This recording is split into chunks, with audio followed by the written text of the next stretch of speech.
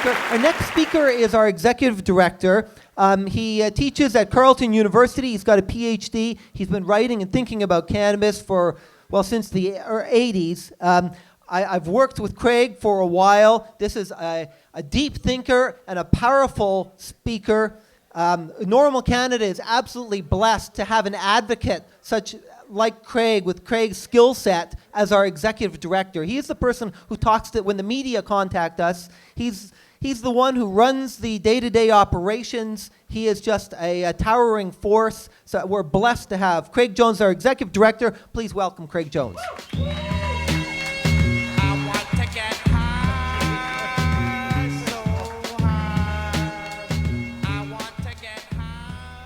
Well, that's a very, very kind introduction. I'm going to immediately lower your expectations because I can't quite meet that.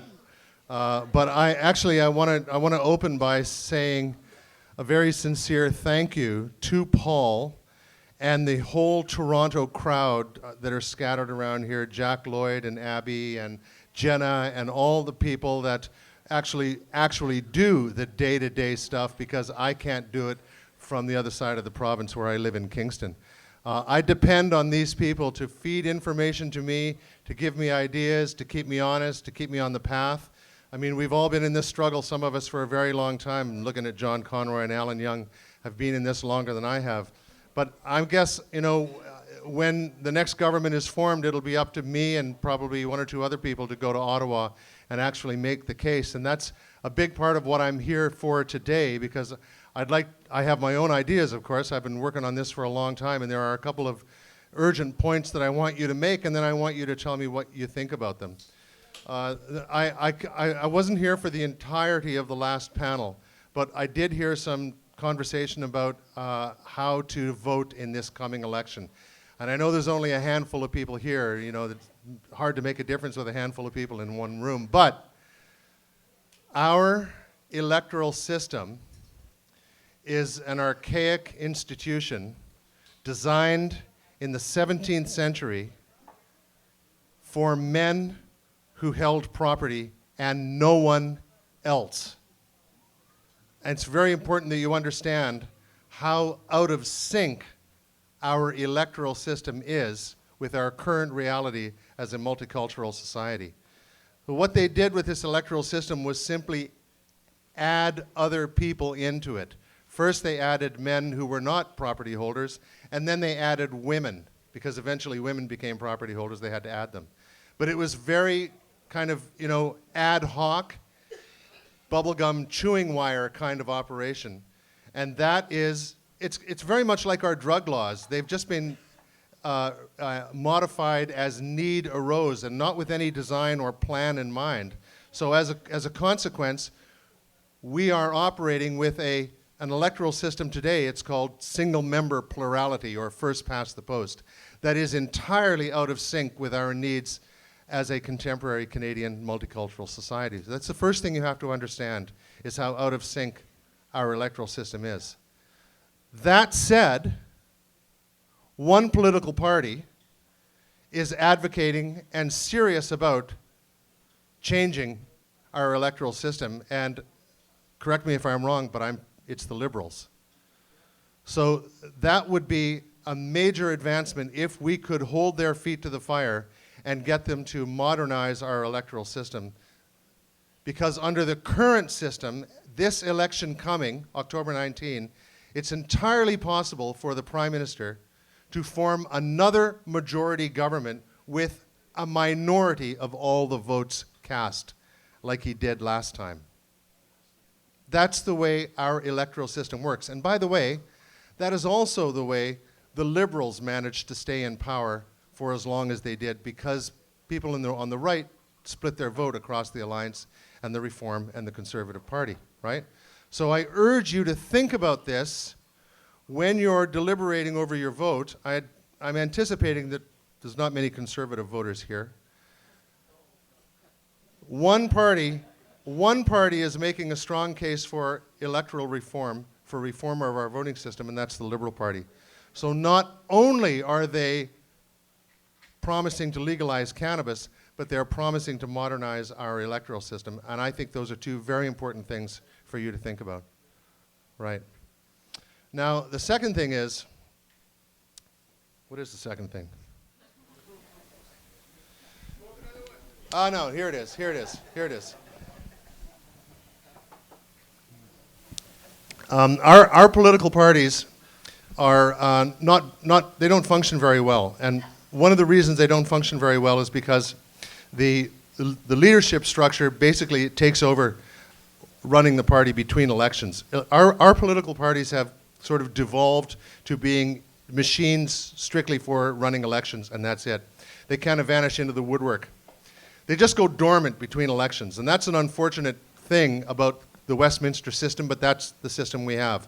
But it doesn't have to be that way, because ordinary people, like the people in this room, can run those parties from the grassroots if we take interest in them. So what I'm calling upon you to do between now and October 19th, if you can find a couple of hours a week to volunteer for the candidate of your choice, hopefully a candidate that is in favor of reform of our drug laws, that message gets through to the leadership. Just imagine if every Liberal Party candidate across the country had 2 or 3 people working in their office, talking to that candidate, going door to door, delivering flyers, answering phones and sending out phone messages on a daily basis, advocating for drug policy reform. Just imagine if that was in their face all the time. That message gets through to the leadership. So I'm encouraging you, I'm calling on you, if you can find a couple of hours a week to volunteer for the Liberal candidate in your riding. Talk about drug policy reform, yes, of course, but also talk about electoral reform. That's the kind of democratic reform that can re-energize the political parties and take them back to the people who actually matter, people on the street. Us, in other words. Okay, those are the 2 key messages that I wanted to deliver. Now, the third thing, and this is a little, we got to look down the road here, because cannabis policy reform is coming. It's like the tide, it's coming. And the reason it's coming is because events are happening in the United States. There's a very good prospect that in 2016, California will legalize, at which time the war on drugs, as far as cannabis is concerned, is basically concluded, at least in the United States. Okay? I think I can say that with some confidence.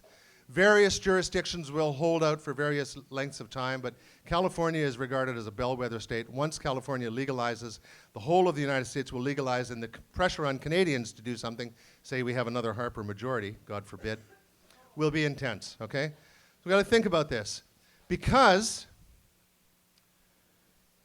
cannabis is only one part of the equation, albeit a very big part of the equation. There are a number of other psychotropic drugs out there, everything from methamphetamine to cocaine to heroin, that we have to modernize our policies towards them as well. This seems like, yeah, I mean, this is only, I'm glad you're thinking about this, because like for people in the drug policy movement, people like me who have been in the drug policy movement for a long time, it's a bit like, you know, Vladimir Lenin talking about the revolutionaries in Russia, and there were certain revolutionaries who just wanted to get off the train in Poland, right?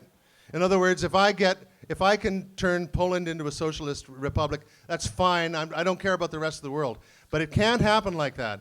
That would be a very bad thing for drug policy reform. Not because drug policy reform would be rolled back and we would eventually lose cannabis. I don't think that's in the cards. But because we're the cutting edge, we're the camel's nose under the tent on a much larger problem, which is the whole domain of psychotropic drugs and our addiction to oppression generally. Addiction to oppression. Have you heard this term?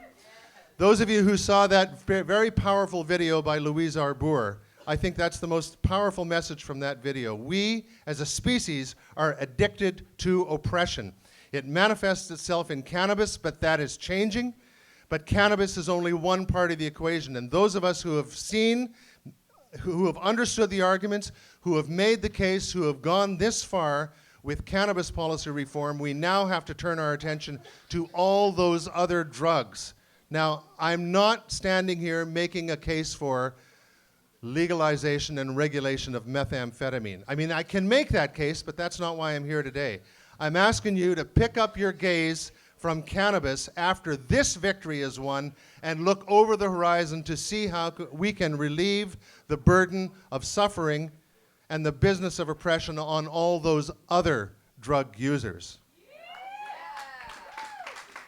So those are my three key messages. We have to keep our eyes on the prize, which is modernization of drug laws across the spectrum. We have to send a signal to the Liberals and all the other parties as well that we got to be taken seriously. This is a point that Paul makes repeatedly. We have to make them know that we are a constituency that wields some clout. We got to show up to vote, and more important, we got to press the political parties for democratic reform so that our votes really matter. That's really all I have to say, other than saying again, thank you to Paul and Abby and Jenna and all the Toronto people that make this happen. Thank you to John for coming out. Thank you to Alan for tolerating the smoke.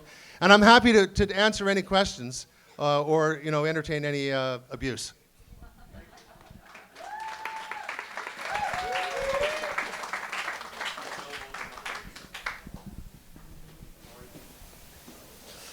Thank you, Craig. Thank you very much.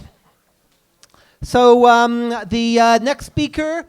We are at a historic time, and hopefully we can get all our friends and neighbors out there, and let's get rid of these guys. Not just in cannabis area that they've done a lot of damage to Canada. You know, the Charter of Rights and Freedoms in 1982 was brought in by Pierre Elliott Trudeau and Jean Chrétien, and it has saved us from a horrible situation. If it wasn't for the Charter, if we hadn't become a constitutional democracy in 1982, we would be in serious trouble. Thank God for the independent courts who have stood up to this stuff and struck it down as being unconstitutional. Very few places in the world that you can do that. You can do it in Canada. Thank you.